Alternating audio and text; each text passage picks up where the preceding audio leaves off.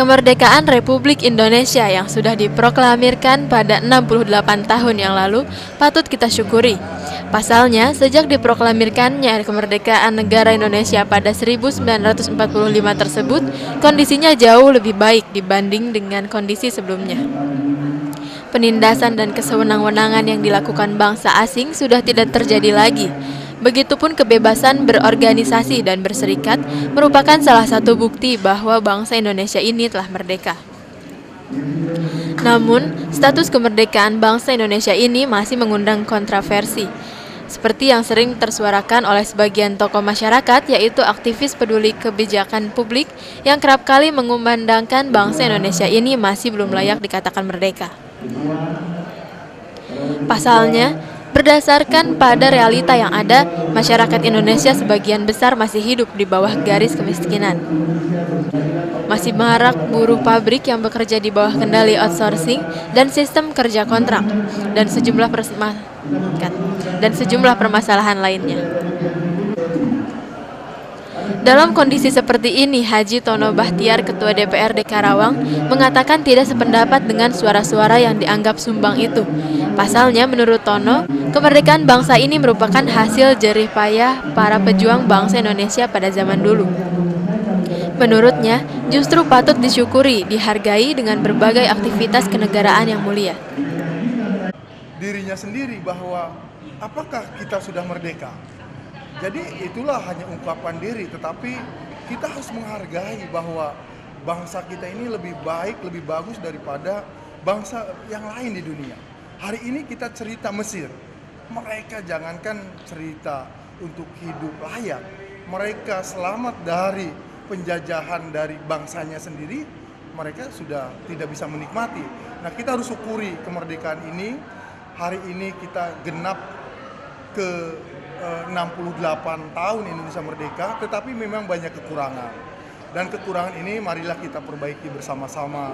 Apa yang menjadi hajat hidup orang banyak warga masyarakat Indonesia ini ya harus perlahan-lahan diperbaiki.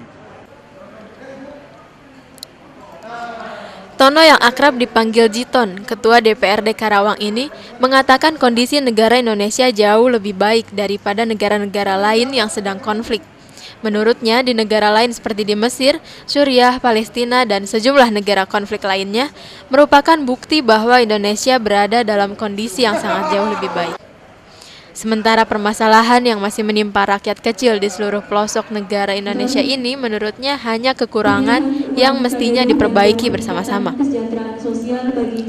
Begitupun kemerdekaan buruh di Kabupaten Karawang yang masih marak bekerja di bawah kendali sistem outsourcing, tapi upah minimum kabupatennya hampir menyamai DKI Jakarta.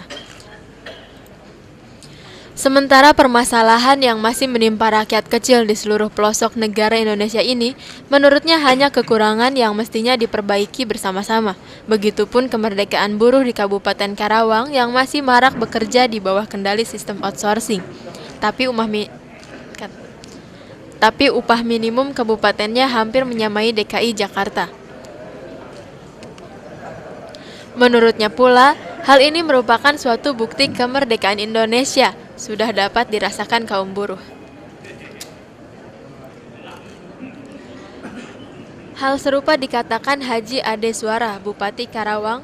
Ungkapan pesimis yang bernada negara Indonesia ini belum layak dikatakan merdeka, sangat tidak senada dengan pendapat dua pimpinan besar di Kabupaten Karawang ini.